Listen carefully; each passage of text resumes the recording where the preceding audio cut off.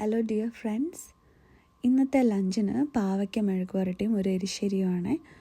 പാവയ്ക്ക മെഴുക്ക് വരട്ടി ഒരു സ്റ്റോവിൽ വെച്ചു. മറ്റേ സ്റ്റോവിൽ വൻപയർ വേവിച്ച് അതിൻ്റെ കൂട്ടത്തിൽ അതൊന്ന് വെന്ത് കഴിഞ്ഞപ്പോൾ ബട്ടർനട്ട് സ്ക്വാഷ് അതിൻ്റെ എരിശ്ശേരിയാണ് ഉണ്ടാക്കുന്നത്. നല്ല ടേസ്റ്റിയാണ്.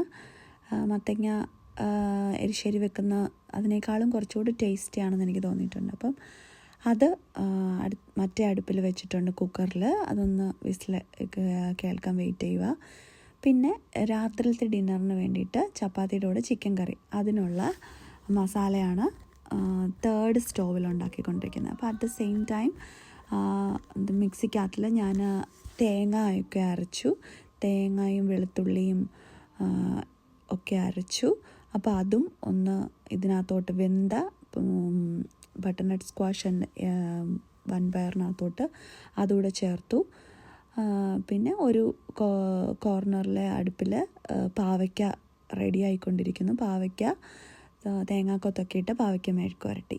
പിന്നെ ചിക്കൻ കറി വളരെ സിമ്പിളായിട്ട് സവോള, ഗാർലിക്ക്, ജിഞ്ചർ ഒക്കെ ഇട്ട് വഴറ്റി, കടുക് പൊട്ടിച്ച് വഴറ്റി, അതിനുശേഷം മസാലാസൊക്കെ ഇട്ട് കൊടുത്ത്, പിന്നെ ചിക്കനും അതൊന്ന് സോട്ടേ ആയി കഴിയുമ്പം ചിക്കനും പൊട്ടാറ്റോ അരിഞ്ഞതും കൂടി ആയിട്ട് കൊടുക്കുന്നത്.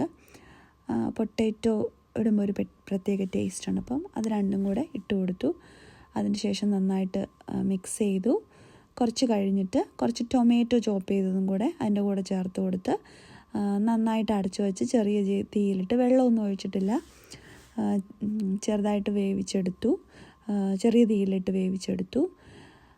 പിന്നെ അതേസമയം തന്നെ ആ എരിശ്ശേരി റെഡി ആയിക്കൊണ്ടിരിക്കുന്നു. അപ്പോൾ അത് റെഡി ആയപ്പം അതിനൊരു കടുക് പൊട്ടിച്ചു. കടുക് പൊട്ടിച്ചത് നെയ്യിലാണ് കടുക് പൊട്ടിച്ചത്. അപ്പം നമുക്ക് എരിശ്ശേരിക്കൊരു നെയ്യുടെ ഒരു രുചിയൊക്കെ കിട്ടുമല്ലോ. ജസ്റ്റ് കുറച്ച് സവോളയല്ലല്ലോ, ഷാലറ്റ്സ്, കൊച്ചുള്ളിയാണ് അരിഞ്ഞ് ചേർത്തത്. നന്നായിട്ട് മൂത്ത് കഴിഞ്ഞപ്പം ഒരു കളർ ചേഞ്ചിന് വേണ്ടിയിട്ട് ഇച്ചിരി ടേമറിക്, മഞ്ഞൾപ്പൊടിയും കുറച്ചൊരു ചില്ലി പൗഡറും കൂടി ഇട്ടു. അപ്പം പച്ചമുളക് ഞാൻ അരച്ചതിൻ്റെ കൂട്ടത്തിൽ, തേങ്ങാപ്പീര അരച്ച കൂട്ടത്തിൽ പച്ചമുളക് ഇട്ടിട്ടുണ്ട്. അപ്പം ഇത് രണ്ടും ജസ്റ്റ് ഒരു കളർ ചേഞ്ചിന് വേണ്ടിയിട്ട് ഇത് രണ്ടും കൂടി ഇട്ട് നന്നായിട്ട് ഒന്ന് മിക്സ് ചെയ്ത് എടുത്തു. അപ്പം എരിശ്ശേരി റെഡി. നല്ല ടേസ്റ്റിയാണ് ബട്ടർനട്ട് സ്ക്വാഷും കൊണ്ട് എരിശ്ശേരി ഉണ്ടാക്കിയാൽ. പിന്നെ ചിക്കൻ കറിയും റെഡി ആയിക്കൊണ്ടിരിക്കുന്നു. അപ്പം വിളമ്പി വെച്ചിട്ട് ഫോട്ടോ എടുക്കാൻ മറന്നുപോയി. Thank you so much. Bye bye.